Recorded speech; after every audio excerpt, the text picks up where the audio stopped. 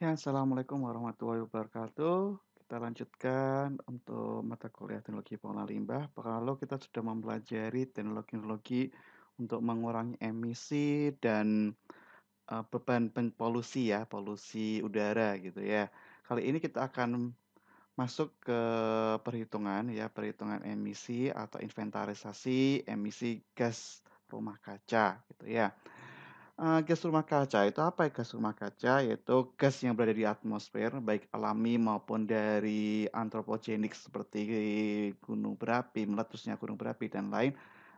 Misalnya, yang menyerap dan memancarkan energi radiasi inframerah yang menyebabkan efek rumah kaca atau pemanasan global gitu ya. Jadi karena ada radiasi inframerah kemudian nanti tidak bisa lepas kembali ke luar angkasa ya kemudian nanti akan menjadi panas yang memberikan efek, eee, pemanasan global.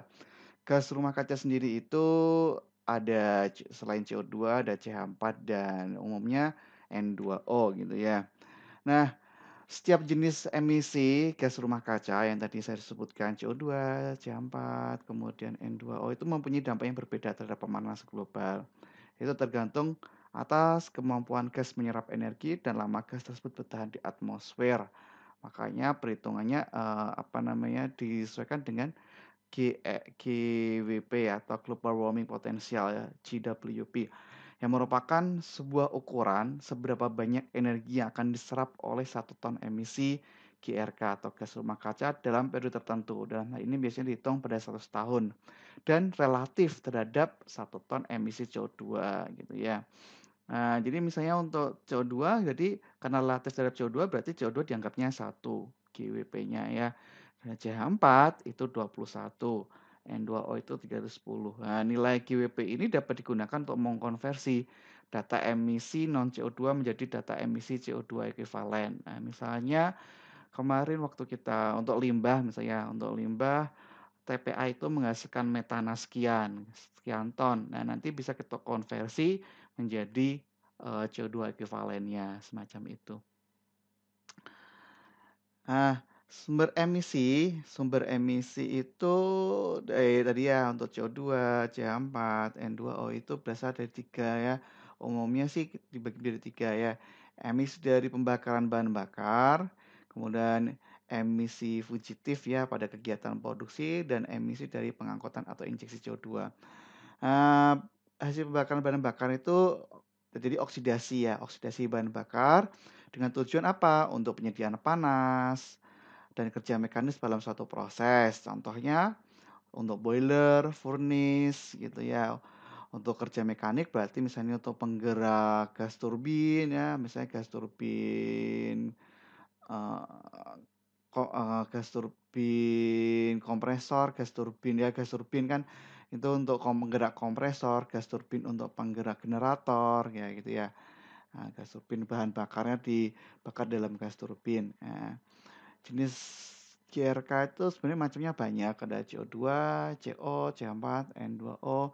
Kemarin yang udah kita bahas juga VOC, non metana ya. Misalnya apa? Benzen, toluen, nah itu ya dari tar hasil pembakaran, pirolisis, gasifikasi, ya itu adalah VOC, volatile organic compounds gitu ya. Atau juga bisa dari dioksin, dari pembakaran dari plastik yang mengandung klorin. Kalau emisi fugitif itu apa? Ya, emisi yang tidak sengaja terlepas pada kegiatan produksi, misalnya flaring atau venting. Jadi kalau kemarin kita udah membahas juga mengenai tank blanketing gitu ya, tank blanketing menggunakan misalnya gas, untuk oil and gas menggunakan hidrokarbon atau metana, kemudian di-flaring, kemudian di-venting, kemudian di-flaring. Nah, itu dianggap sebagai emisi fugitif atau juga karena kebocoran gas dalam sambungan pipa perpipaan atau dalam sambungan valve-valve-nya, kerangan-kerangan. Nah, makanya biasanya emisi fugitif ini utamanya adalah CH4. Ya, gitu ya. Kemudian kita masuk ke inventarisasi emisi ya. Jadi, fungsinya untuk apa? Untuk mengetahui proses kita itu sudah ramah lingkungan atau belum, gitu ya. Ini ada 2 metode untuk inventarisasi emisi ya. Jadi inventari emisi bisa dalam suatu industri, dalam suatu kota, dalam suatu atau dalam suatu negara gitu ya. Jadi ini dari bottom up atau dari up to bottom gitu ya. Misalnya untuk produksi energi, manufaktur, transportasi. Nah, ini untuk dalam suatu negara misalnya. Kemudian dijadiin satu menjadi emisi gas rumah kaca, pembakaran bahan bakar dan fugitif. Nah, nanti menjadi emisi eh, gas rumah kaca total. Nah, itu dari masing-masing ya, dari masing-masing industri, manufaktur, transportasi dan lain-lain. Atau bisa juga kita berasal dari konsumsi bahan bakarnya gitu ya.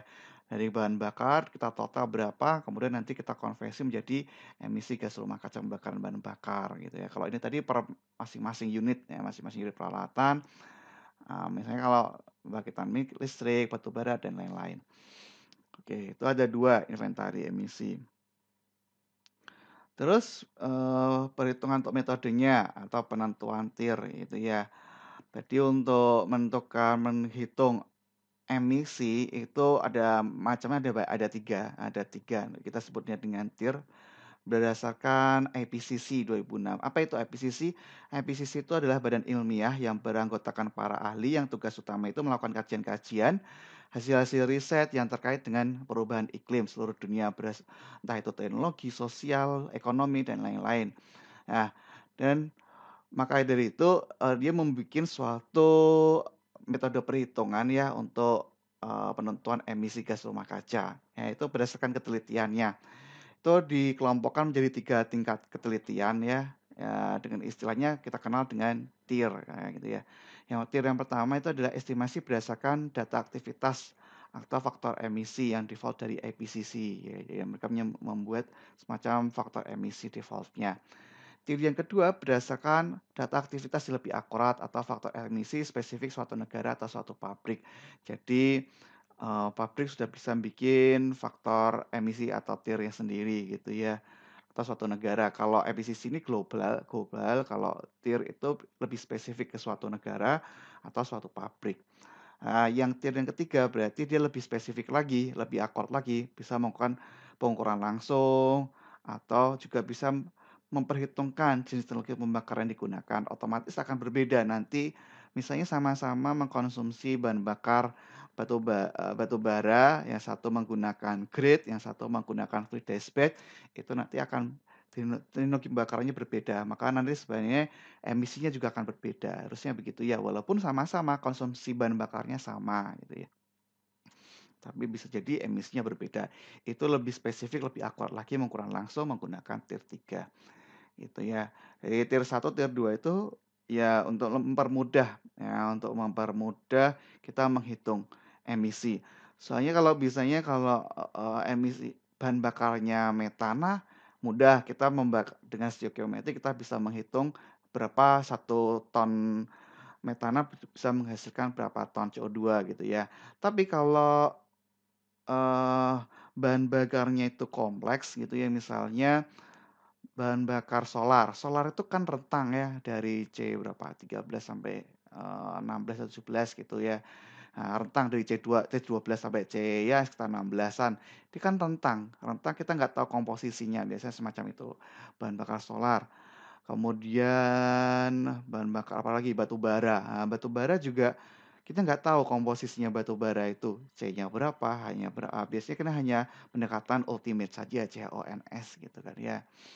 Nah, itu maka dari situ ada model dasar perhitungan emisi pendekatan TIR 1 dan 2 itu untuk mempermudah ya, untuk mempermudah atau memsederhanakannya. Jadi misalnya di sini ada jadi emisi itu nanti bisa kita hitung dengan data aktivitas. Data aktivitas itu misalnya mengkonsumsi bahan bakar itu dalam satuan gigajoule-nya, dalam satuan energinya, kemudian dikalikan dengan faktor emisi. Nah, faktor emisi itu bisa dalam ton per gigajoule gitu ya. Jadi nanti kita bisa tahu berapa ton CO2. Misalnya kita menggunakan bahan bakar diesel ya, bakar diesel eh, misalnya nanti 100 liter. Nah, 100 liter nanti bahan bakar diesel itu heating value-nya berapa, nilai kalorinya berapa, kita kalikan ya. berapa, kita lihat kalori per liternya berapa. Nanti dapat kita konversi menjadi satuan energi gigajoule, baru kemudian kita kalikan dengan faktor emisinya berapa, gitu ya. Maka nanti didapat oleh berapa ton CO2 yang dihasilkan. Ya, gitu ya. Itu untuk mempermudah saja karena kita nggak tahu ya komposisi solar itu C berapa kan dia rentang kan ya. Solar itu dia fraksinasi minyak bumi yang rentang. Solar sendiri juga dibagi-bagi lagi. Ada IDO atau ADO. IDO itu Industrial Diesel Oil, biasanya untuk mesin-mesin kecepatan rendah. Kalau ADO itu Automotive Diesel Oil atau biasanya high speed diesel gitu ya, dikenal dengan high speed diesel itu untuk kecepatan tinggi. Jadi yang IDO untuk putaran rendah, ADO itu untuk kecepatan tinggi. Misalnya untuk generator kecepatannya tinggi atau otomotif ya, otomotif berarti kan untuk kecepatan tinggi. Ada juga untuk residual fuel ya, oil, ada marine fuel oil. Marine fuel oil itu biasanya untuk kapal, juga bisa untuk bahan bakar di boiler itu juga bisa ya. Nah, atau juga untuk batu bara. Nah, itu ya. Coba sekarang kita masuk yang lebih perdalam lagi ya, pembakaran bahan bakar pada sumber stasioner. Jadi kalau emisi itu kan kita bagi kemarin udah kita pelajari ada yang stasioner yaitu misalnya industri gitu ya, rumah tangga, ada yang bergerak ya. Bergerak itu berarti otomotif gitu ya atau kendaraan bermotor. Utamanya yang diemisikan pembakaran dari sumber stasioner itu CO2, C4, N2O ya. Ini sama, jadi sebenarnya tadi kalau kita sudah ini lebih detailkan lagi ya. Jadi untuk menghitung estimasi emisi gas rumah kaca dalam misalnya kilogram per tahun atau ton per tahun. Jadi misalnya kita konsumsi energinya berapa, kalikan faktor spesifiknya, faktor emisinya ya. Nah, konversi satuan fisik ke terajoule ya, ini dalam satuan terajoule ya. Jadi konsumsi energi jadi konsumsi spesifik satuan fisik itu bisa kilogram, kalau batu bara ton atau kilogram, kalau untuk bahan bakar cair liter gitu ya. Kalikan nilai kalornya dari terajoule per satuan fisiknya gitu ya. Satuan fisiknya berarti misalnya tadi kalau liter berarti ya misalnya kilojoule per liter bensin, terajoule per liter solar, semacam itu. Ah, ini contoh untuk berbagai macam nilai kalori bahan bakar ya untuk gasolin atau bensin itu berapa nilai kalorinya 33, 10 pangkat B6 terajoule per liter ya. Penggunaannya bisa untuk kendaraan bermotor ya, bensin itu ya. Solar itu yang kemarin HSD sama ADO. HSD atau high speed diesel oil atau ADO itu automotive diesel oil ya. Biasanya untuk kendaraan bermotor atau pembangkit listrik. Nah, pembangkit listrik utamanya untuk yang um, genset ya, genset diesel. Genset itu kan biasanya HSD sama ADO ini untuk kecepatannya lebih dari 1000 rpm ya. Jadi kalau putarannya cepat lebih dari 10 rpm menggunakannya HSD atau ADO. Kalau minyak diesel atau IDO itu untuk kecepatan di bawah dari 1000 rpm ya. Atau biasanya langsung digunakan untuk pembakaran ya, boiler industri gitu ya. Jadi boiler industri misalnya untuk pembangkit listriknya menggunakan boiler, Pak. Jadi boilernya menggunakan pemanasnya, bahan bakarnya menggunakan IDO, kemudian bangkitan steam untuk menggerakkan turbin semacam itu. MFO ya marine fuel oil bisa untuk ya tadi ya boiler untuk bahan bakar kapal gitu ya.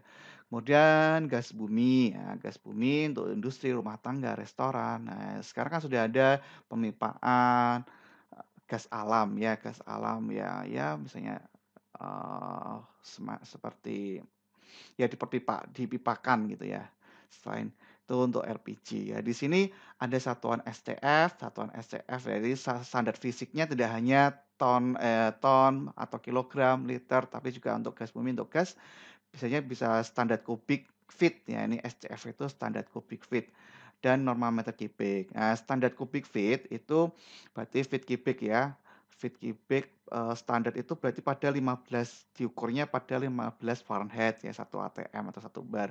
Kalau normal itu pada kondisi 0 derajat Celcius gitu ya. Biasanya kalau industri yang eh, industri BUMN, industri dalam negeri biasanya menggunakan norma meter kubik gitu ya. Kalau industrinya biasanya asing ya, British, biasanya menggunakan standar kubik feet gitu ya, tergantung ya, bisa gas bumi atau standar UPV kata normatif untuk gas bumi.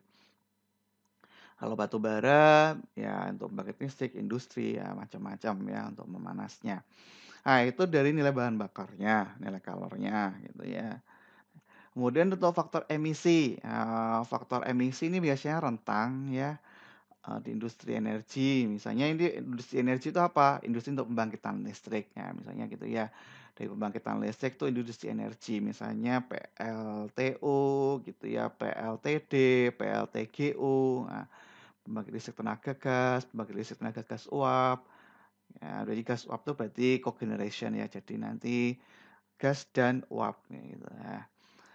Kalau PLTG, TLTG aja juga ada yang menggunakan gas turbin misalnya gitu ya. Nah, ini macamnya banyak gitu ya. Nanti faktor emisinya bisa menggunakan defaultnya ya, faktor emisinya berapa gitu ya. Ini batas bawahnya, batas atasnya gitu ya. Dan ini ada perkiraan ya, ini untuk Afgas, Aftur, nah, Aftur itu bahan bakar pesawat, dan solar tadi MFO, LPG, kemudian batu bara, kan gas bumi. Nah, ini ada faktor emisinya. Ini biasanya berdasarkan juga kita bisa memperhitungkan metodenya dengan menggunakan LCA yang kemarin sudah saya beri tugas untuk pembahasan mengenai LCA ya. Itu salah satunya untuk menentukan faktor emisi dari suatu bahan bakar misalnya. Misalnya untuk sampah, ya, misalnya untuk biomasa, macam-macam kan ya. Itu bisa kita hitung faktor emisinya menggunakan ini ya LCA. Nah, nanti untuk C4, untuk N2O begitu ya. Ini untuk industri energi. Nah, ini untuk industri manufaktur. Nah, industri manufaktur itu berarti industri-industri seperti ya yang menggunakan bukan untuk energi ya, menghasilkan suatu produk itu manufaktur gitu ya. Entah itu industri petrokimia, industrinya untuk uh, elektronik, ya itu kan juga manufaktur. Nah, ya ini faktor emisinya, jadi pasti agak ada berbeda sedikit ya, walaupun mungkin agak sama juga sih ya sebenarnya. Oh ini kalau defaultnya masih sama ya, masih sama petroleum coke-nya. Oh ya masih sama. Lower mungkin tapi kemungkinan lower dan upper-nya agak sedikit berbeda gitu ya. Maaf. Nah gitu. Industri manufaktur sama aja gitu ya. Nah, ini karena pakai tier 1 ya. Nah, ini untuk foto emisi di industri rumah tangga dan pertanian. Nah, biasanya rumah tangga dan pertanian itu apa aja sih? Ya, ini ada NGL ya, natural gas liquefied gitu ya, atau liquefaction atau ya, kemudian solar. Kemudian solar kan biasanya untuk industri pertanian, rumah tangga misalnya untuk untuk pertanian kan untuk menggerakkan alat-alat pertanian, ya itu menggunakan solar. Ya tergantung kan biasanya kecepatannya tinggi ya, kecepatannya tinggi makanya biasanya ADO atau HSD. Kemudian bisa juga MFO ya, minyak tanah, LPG, gas bumi, ya gitu. Nah, itu ya, jadi untuk faktor-faktor emisinya. Ya, ini salah satu contoh soalnya ya, salah satu contoh soalnya. Jadi ini spesifik, jadi nilai kalor bisa jadi nilai kalornya tidak sama dengan tabel tadi ya. Misalnya dari suatu industri bisa menggunakan tier 2 itu ya, tier 2 yang spesifik atau ya lebih hasil pengukuran ya. Misalnya nih nanti untuk menghitung gas rumah kaca ya, kegiatan untuk membangkit listrik, bahan bakar diesel, oil, dan residu. Jadi nanti data apa sih yang perlu kita ketahui? Berarti data konsumsi bahan bakar, kemudian data nilai kalor, dan daftar faktor emisinya gitu ya. Ini pasti agak berbeda sedikit karena ini mereka sudah memiliki, kan tadi rentang ya. Kalau kita nggak punya data, kita bisa menggunakan yang defaultnya gitu ya. Karena kan ini rentang, mungkin mereka sudah melakukan kajian menggunakan LCA, mereka mengetahui nanti faktor emisi CO2 untuk diesel oil berapa. Misalnya di sini 73.000, nah, 326 kilogram per terajoule gitu ya. Jadi nanti ini kilogram CO2. Nanti makanya nanti kalau di dalam proper gitu ya untuk peraturan lingkungan hidup itu kan nanti berapa emisinya CO2 ekivalennya. Semua dihitung dalam CO2 ekivalennya gitu ya. Jadi nanti konsumsi bahan bakarnya dikalikan nilai kalornya gitu ya, kemudian ya diubah dalam terajoule-nya gitu ya, kiloliter, nah kalikan terajoule per kiloliter dapat joule, kemudian baru dikalikan faktor emisinya. Nah, nanti kita peroleh kilogram CO2.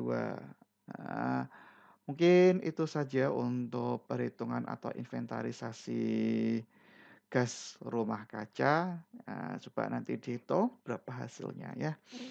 Demikian, saya akhiri. Wassalamualaikum warahmatullahi wabarakatuh.